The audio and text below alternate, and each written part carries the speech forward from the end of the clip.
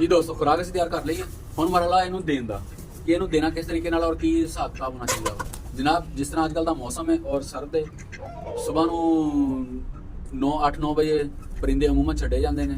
ਮੌਸਮ ਜਿਹਾ ਖਨਕੀ ਮੌਜੂਦ ਹੈ, ਜਿਹੜਾ ਕਿ ਇਸ ਤੋਂ ਪਹਿਲੇ ਪਰਿੰਦੇ ਘੱਟ ਹੀ ਬੰਦੇ ਛੱਡਦੇ ਨੇ। 8-9 ਵੱਜ ਜਾਂਦੇ ਨੇ ਤਾਂ ਆਪਣਾ ਦਾਣਾ ਪਾਣੀ ਕਰਾਇਆ ਕਰਾ ਕੇ ਜੀ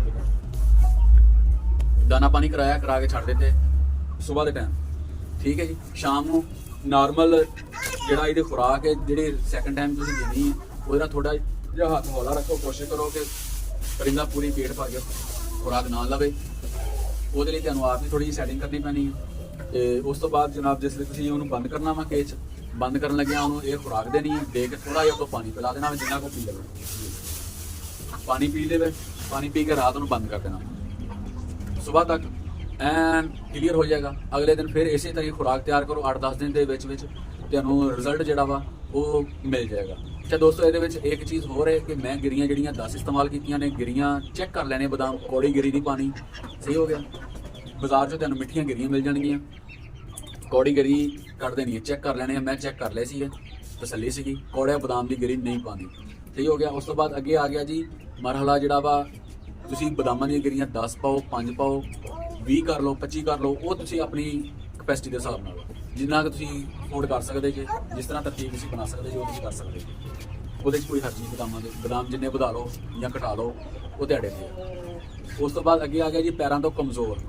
ਅਗਰ ਮੁਰਗਾ ਤੁਹਾਡਾ ਪੈਰਾਂ ਤੋਂ ਕਮਜ਼ੋਰ ਹੈ, ਨਹੀਂ ਪੂਰਾ ਚੱਲ ਪਾ ਰਿਹਾ ਜਾਂ ਬਹਿ ਜਾਂਦਾ ਵਾ ਜਾਂ ਮੁਰਗੀ ਤੇ ਬੈਠਾ ਨਹੀਂ ਜਾਂਦਾ ਉਹਦੇ ਕੋਲੋਂ, ਇਸ ਤਰ੍ਹਾਂ ਦੇ ਮਾਮਲਾਤ ਨੇ, ਉਹਦੇ ਲਈ ਤੁਸੀਂ ਮੁਖਤਲਿਫ ਜਿਹੜੇ ਅੱਗੇ ਵੀ ਮੈਂ ਵੀਡੀਓ ਵਿੱਚ ਗੱਲ ਕੀਤੀ ਸੀਗੀ ਪਿਛਲੀ ਦੇ ਵਿੱਚ, ਜਿਹੜਾ ਕਿ ਮੈਥ ਇਕਬਾਲ ਹੋ ਗਿਆ ਜਾਂ ਨੈਰੋ ਬਿਆਨ ਹੋ ਗਿਆ ਜਾਂ ਕੁਝ ਟੈਬਲੇਟ ਆਉਂਦੀਆਂ ਨੇ, ਇਹਨਾਂ ਚੀਜ਼ਾਂ ਨੂੰ ਇਸਤੇਮਾਲ ਕਰ ਕਰਕੇ ਤੁਸੀਂ ਥੱਕ ਗਏ ਜੇ ਨਹੀਂ ਕਾਬੂ ਆ ਰਿਹਾ, ਪਰਿੰਦਾ ਤੁਹਾਡਾ ਨਹੀਂ ਕਵਰ ਹੋ ਰਿਹਾ, ਤੇ ਜਨਾਬ ਤੁਸੀਂ ਇੱਕ ਛੋਟਾ ਜਿਹਾ ਸਾਡੇ ਕਹਿਣ ਦੇ ਉੱਤੇ ਫਾਰਮੂਲਾ ਚੈੱਕ ਕਰ ਲਓ। ਇਨਸ਼ਾਅੱਲਾ ਤੁਹਾਨੂੰ ਰਿਜ਼ਲਟ ਉਹਦਾ ਮਿਲੇਗਾ। ਉਹ ਹੈ ਜੀ ਪਖੜਾ ਪੰਸਾਰੀ ਦੀ ਦੁਕਾਨ ਤੋਂ ਮਿਲ ਜਾਂਦਾ ਵਾ। ਆਮ ਆਪਣੇ ਕਣਕ ਦੇ ਜਿਹੜੇ ਟਾਈਮ ਆਉਂਦਾ ਗਰਮੀਆਂ ਦਾ, ਹੋਰ ਥੋੜੇ ਦਿਨਾਂ ਨੂੰ ਹਰਾ ਹੋ ਜਾਣਾ ਵਾ, ਫੁੱਟ ਪੈਣਾ ਵਾ, ਤੇ ਅੱਗੇ ਪੰਸਾਰੀਆਂ ਕੋਲੋਂ ਆਮ ਮਿਲ ਜਾਣਾ ਵਾ। ਪਖੜਾ ਕਹੋਗੇ ਅੱਗੇ ਹੋਣੀ ਹੈ, ਕਿਉਂਕਿ ਮੌਕੇ ਤੇ ਮੇਰੇ ਕੋਲ ਮੌਜੂਦ ਨਹੀਂ ਤਾਂ ਮੈਂ ਤੁਹਾਨੂੰ ਜ਼ਰੂਰ ਦਿਖਾ ਦਿੰਦਾ। ਦੋਸਤੋ ਉਹਨੂੰ ਤੁਸੀਂ ਜਨਾਬ ਲੈਣਾ ਵਾ, ਬੇਟਾ ਮੈਂ ਗੱਲ ਕਰਨਾ, ਪਖੜਾ ਲੈਣਾ ਵਾ। ਪਖੜਾ ਲਿਆ ਕੇ ਉਹਨੂੰ ਜ਼ੈਤੂਨ ਦੇ ਤੇਲ ਦੇ ਵਿੱਚ, ਕਿਉਂਕਿ ਅਕਸਰ ਮੁਰਗਿਆਂ ਦੀਆਂ ਨੋਕ ਨਲੀਆਂ ਤੋਂ ਜਾਂ ਜਿਸਾਮਤ ਤੋਂ ਥੋੜਾ ਜਿਹਾ ਸਭ ਤੋਂ ਜ਼ਰੂਰੀ ਚੀਜ਼ ਆ ਜਾਨਵਰ ਦੀ ਬਿਮਾਰੀ ਨੂੰ ਸਮਝਣਾ। ਅਗਰ ਤੁਹਾਨੂੰ ਸਮਝ ਲੱਗ ਗਈ ਤੇ ਤੁਸੀਂ ਜਨਾਬ ਉਹਦਾ ਆਸਾਨੀ ਨਾਲ ਇਲਾਜ ਵੀ ਕਰ ਲਓਗੇ।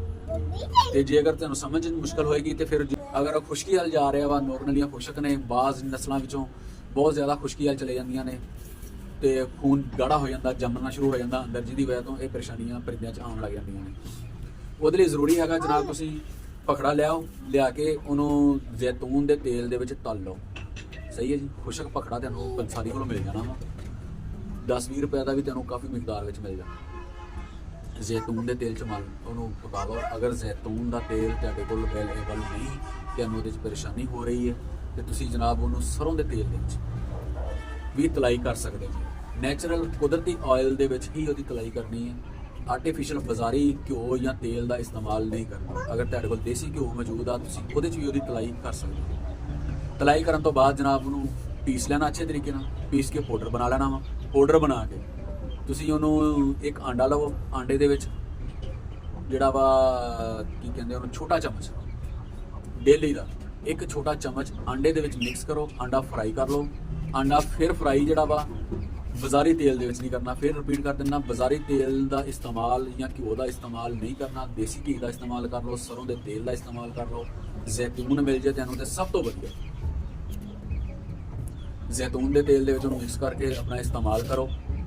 ਉਹ ਆਂਡਾ ਫਰਾਈ ਕਰ ਲਓ। ਉਹ ਆਂਡਾ ਡੇਲੀ ਰਾਤ ਨੂੰ ਮੁਰਗੇ ਨੂੰ ਦਿਓ। ਅਗਰ ਤੁਸੀਂ ਇੰਨੀ ਨਹੀਂ ਕੁਝ ਵੀ ਕਰ ਸਕਦੇ, ਫਿਰ ਤੁਸੀਂ ਇੱਕ ਕੰਮ ਛੋਟਾ ਜਿਹਾ ਹੋਰ ਕਰ ਲਓ। ਇੱਕ ਆਂਡਾ ਲੈ ਲਓ, ਉਹਦੇ ਵਿੱਚ ਇੱਕ ਚਮਚ ਜਿਹੜਾ ਛੋਟਾ ਵਾ ਆਂਡੇ 'ਚ ਪਾ ਕੇ ਉਹਨੂੰ ਅੱਛੇ ਤਰੀਕੇ ਨਾਲ ਫੈਂਟ ਕਰ ਲੈਣਾ। 10 ਸੀਸੀ ਕੱਚਾ ਆਂਡੇ ਦੇ ਵਿੱਚ ਉਹਨੂੰ ਅੱਛੇ ਤਰੀਕੇ ਨਾਲ ਫੈਂਟ ਕੇ 10 ਸੀਸੀ ਡੇਲੀ ਬੇਸ ਤੇ ਰਾਤ ਨੂੰ ਬੰਦ ਕਰਨ ਲੱਗਿਆ ਪਿੰਜਰੇ 'ਚ।